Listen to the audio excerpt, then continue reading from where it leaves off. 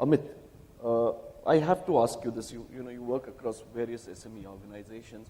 So the question that I skipped with him, I can't see a business today that starts without dependence on technology, even if it is a mom and pop shop, which is just, let's say, doing catering or cooking. The person does get connected to an aggregator today, and there is a dependence on technology. What's the trend that you are seeing, and is IT becoming, digitization becoming all critical to all sorts of organizations, or are there any organizations that you're working with today which don't need technology? I can't think of any.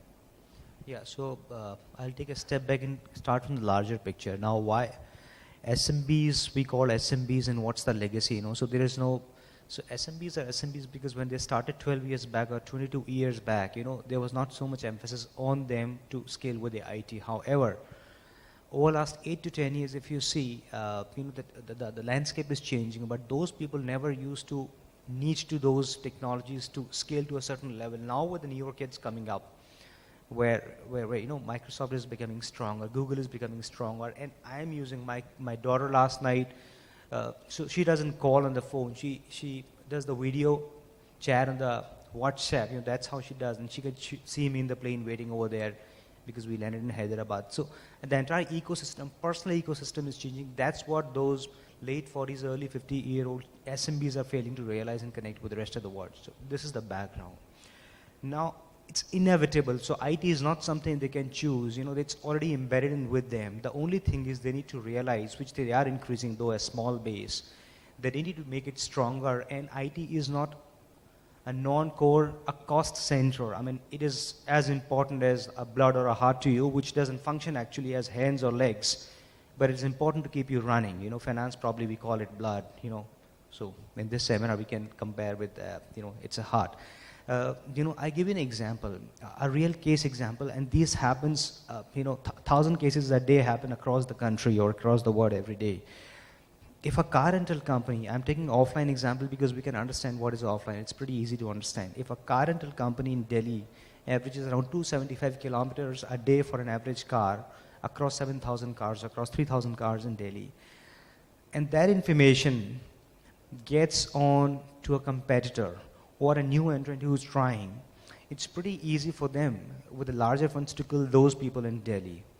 Now, the same information about Bombay, because Bombay in terms of layout, topography, temperature, rains, moisture is very, very different. That information goes that a car travels typically 180 kilometers with 15 days off during a year off the roads.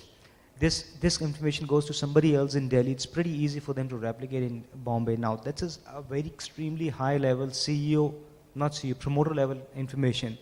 But the problem is, if it's an SMB, they are so vulnerable. Forget the cybersecurity. It's an internal threat available to them. Their firewalls are not there. They're working on bundled PCs. I mean, look at the bottom of the base.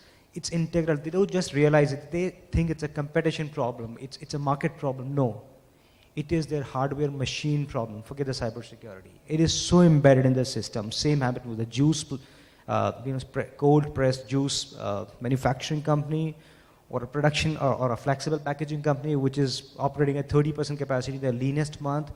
They simply do not know why it is happening. They think it's a CEO problem or an HR problem. It is an IT problem because they have no CISO in the company. So these are the real life cases, and I can go on and on. But the realization is happening, especially with the entrepreneurs who are relatively in the younger side of the age, who like to experiment, who like to learn. That's one case.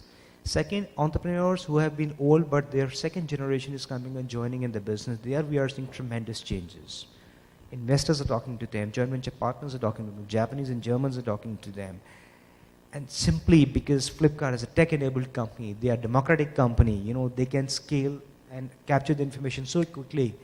That's what derives, one of the important factors for the valuation as well, because they can probably treble even at this level or quadruple, which an offline restaurant guy cannot, because he does not know on one bill, a customer goes to a restaurant, there are 26 items which can be captured to profile the customer across, say, 52 locations. They simply don't have that. It is IT, it's not anything else.